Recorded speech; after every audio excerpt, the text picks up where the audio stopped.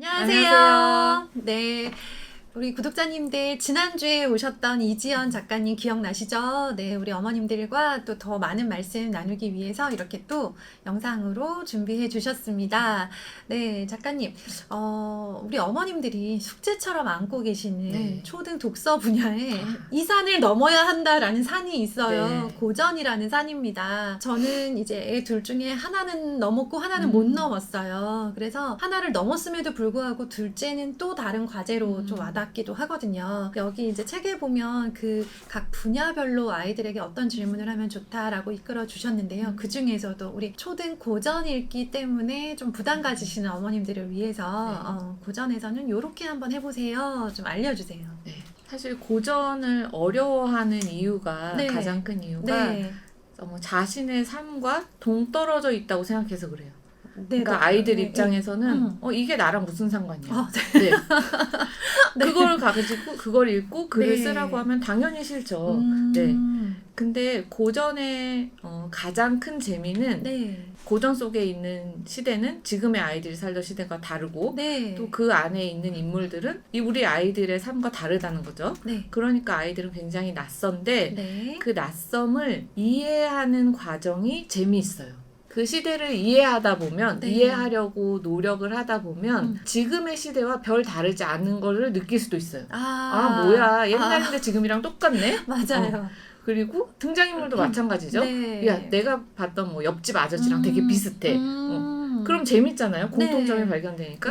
혹은 다르다고 했을 때도 그때는 이랬는데 지금은 아니네. 라고 그 다름을 느낄 수도 있어요. 그게 사실 고전이거든요. 그 낯섦 자체를 이해하려고 해볼 때 더 지금의 나랑 지금의 삶이 더 또렷해지는 경험을 할 수 있어요.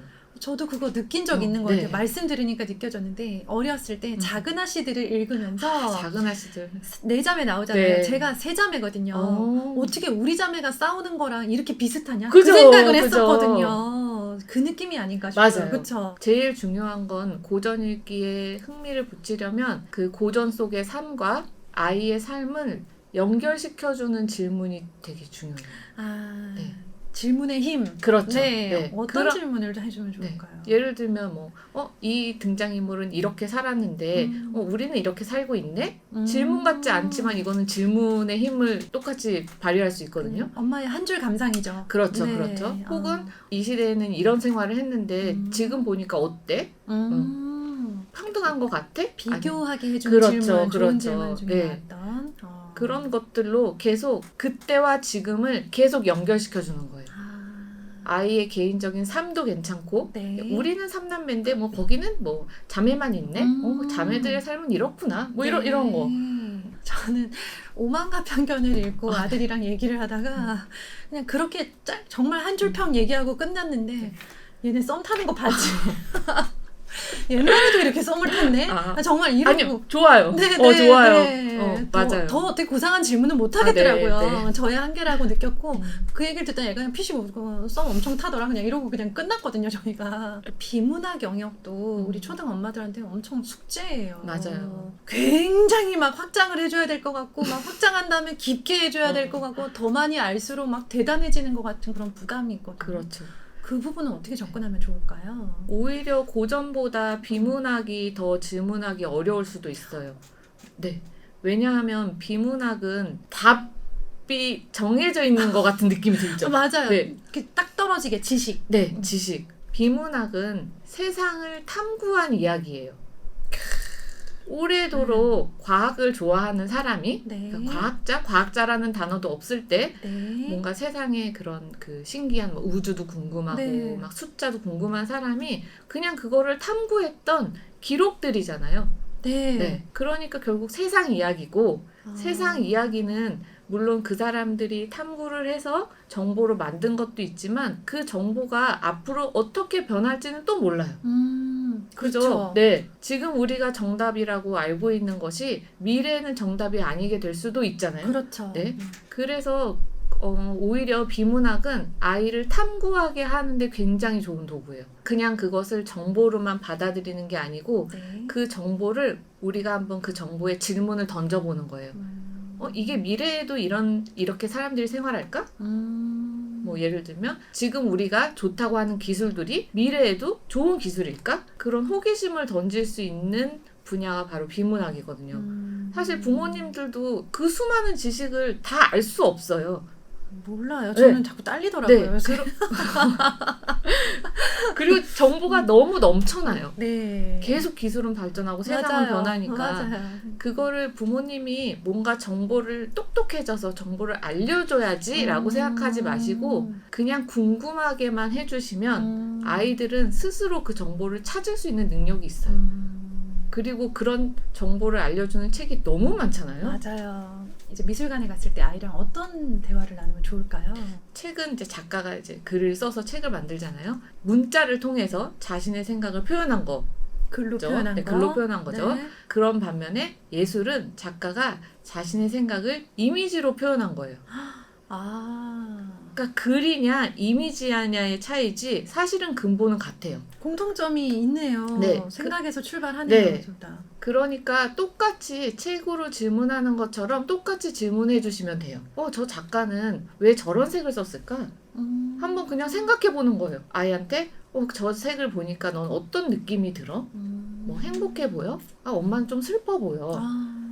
사실 답이 없잖아요. 그렇죠. 예술 작품은 더 답이 없다는 걸 어머니들도 아시니까 사실 그만큼 자유로워질 수 있는 도구예요. 근데 그 자유로움이 부담이 되셨더라면 네. 이제는 그냥 한껏 즐기시면 되거든요. 즐겨도 될까요? 그럼요. 아무도 뭐라고 안 해석할까 합니다. 네. 아니요. 지금 그 말이 네. 해석은 정답이죠. 네, 맞아요. 네. 그 정답을 찾아가 보게 하면 돼요. 그리고 그 정답으로 찾아가지 않고 지금 시대에서 그 작품을 다시 재해석해도 상관없어요. 내 맘인 거죠. 네. 단 근거는 있어야 돼요. 왜 그렇게 생각하는지. 네. 그냥 안 그러면 되게 엉뚱해지기만 하고 끝나거든요. 그래서 왜 그렇게 생각해? 그러면 이제 내가 옛날에 이런 그림 비슷한 걸 봤는데 그때 되게 슬펐어 라고 말을 할 수도 있고 아이가 제가 옛날에 가르쳤던 여자애 중에 한 명이 네. 자기는 엄마랑 미술관 가는 게 제일 싫다는 거예요. 왜요? 엄마가 자꾸 그 작가의 네. 그 작품을 보면 옆에 설명들 있잖아요. 네. 그거를 꼼꼼하게 보게 한대요. 네, 그러니까 자기가 그 틈을 파고 들어서 내 생각을 펼칠 기회가 없이 그것 또한 하나의 학습이 되는 거예요. 배우러 간 거죠, 그러니까. 네. 근데 어머니는 그게 이 친구에게 도움이 될 거라고 생각했기 때문이 있잖아요. 그렇죠. 네. 아이들이 느끼는 재미의 가장 큰 거는 자기가 그 안에 참여할 수 있을 때 느껴요. 맞아요. 일방적으로 계속 아이에게 뭔가를 부담을 주는 것보다 내가 그 안에 참여해서 같이 얘기를 나누게 하는 게 사실 질문의 핵심이에요. 그게 어떤 영역이든 간에. 이지연 작가님 아드님들 보신 분들 많으실 거예요. 아마 감탄하셨을 거예요. 어떻게 키우면 아들이 이렇게 똘망똘망 말도 잘하고 똘똘할까 하셨을 텐데요. 그 아들은 이렇게 뭐 대화를 언제부터 시작 그리고 언제 끝 이건 아니지만 대략 이제 어느 정도의 대화를 해보니까 이제 아이가 좀 대화가 이런 거 잘 되더라. 기간이 어느 정도 되셨던 것 같아요? 정확히 기억나는 것부터 시작을 하면 네. 책을 읽기 시작하면서부터 대화가 시작이 됐어요. 본격적인 네. 이런 대화. 네. 그게 초등학교 2학년. 네. 사실은 책을 그때부터 읽어도 돼? 라고 좀 늦었네요. 그래 네. 보이죠? 근데 저는 그냥 그때가 제일 적합한 시기라고 생각했고 그때 책을 읽을 때 아이가 어려워하는 걸 느꼈어요. 책의 내용을. 왜냐하면 깊이 못 읽으니까 거기에 흥미를 느끼지도 못했고 그리고 거기에 대해서 무슨 주제를 찾아야 되는지도 이제 몰랐던 거죠. 그래서 이제 제가 그러면 같이 읽자. 엄마랑. 엄마도 오래 읽은 지가 오래돼서 잘 기억이 안 나는데 엄마랑 같이 하루에 뭐 10장씩만 읽자 하고 그 10장에 대한 이야기를 그냥 나눈 거예요. 수다를 떤 거죠, 사실. 네. 그래서 뭐 어떤 날은 거기 등장인물에 대해서 이제 디스를 하기도 하고 얘는 정말 이상해. 이해가 안 돼. 이해가 안 돼. 도대체 왜 이래? 막 이러면서 마치 그 여자들끼리 만나면 뭐 연예인 얘기하듯이 뒷담화 그런 거 시작을 했죠. 네. 그랬더니 흥미를 조금씩 느끼는 거예요. 사실은 저는 그 오래 갈 줄 몰랐어요. 네. 근데 1년이 지나고 나서도 계속 그런 식의 질문으로 책을 읽는 걸 좋아하는 거예요. 그래서 그땐 제가 물어봤어요. 뭐가 재밌어? 네. 엄마랑 계속 같이 읽는 게 부담되진 않아. 사실 네. 부담될 수도 있잖아요. 그럼요. 네. 근데 엄마랑 얘기하면서 읽으니까 재밌어라고 하는 거예요. 네. 그게 왜 재밌어? 그냥 대화하는 게 재밌는 거예요.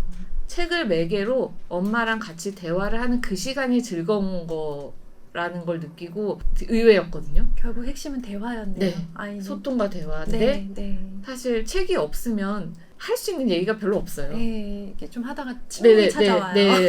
근데 책이 있으니까 할 수 있는 영역이 너무 많은 거예요. 그래서 저는 책을 이렇게 막 떠받드는 사람은 사실 아니에요. 책은 너무 훌륭해. 이 훌륭한 책을 너에게도 읽혀줄게. 이런 게 아니고 그냥 책도 그냥 하나의 사람? 그냥 공통 관심사? 착한 거니? 그냥 매개가 돼서 그걸 아들과 저의 관계를 연결시켜주는 사실 고마운 존재죠. 수단으로 사용하면 된다는 거죠. 얘는 사춘기 안 지나갔나요? 아직 안 온 건가요? 지나는 중인가요? 뭔가요? 그걸 되게 많이 물어보세요. 근데 사춘기가 왔죠. 보통 사춘기의 아이들이 보이는 현상, 어머니들과 이제 트러블이 있거나 그런 이유는 아이가 사춘기를 겪어서가 아니고 아이가 스스로 자기 생각이 생겨서 그런 거예요. 아이는 지금의 현실에서 살아가는 존재고 어머니는 과거에 머물러 있는 생각을 가지고 있을 수 있잖아요. 그 사이의 가치관의 차이 때문에 트러블이 나는 건데 아이를 하나의 사람으로 인간으로 존중하면서 지금 같이 살아가는 세대라고 생각하면 사실 트러블이 날 게 별로 없어요. 존중이죠. 그래서 엄마는 되게 꼰대야. 엄마는 내 마음 이해 못해라고 생각을 안 하니까 사실 트러블이 없죠. 부러워라.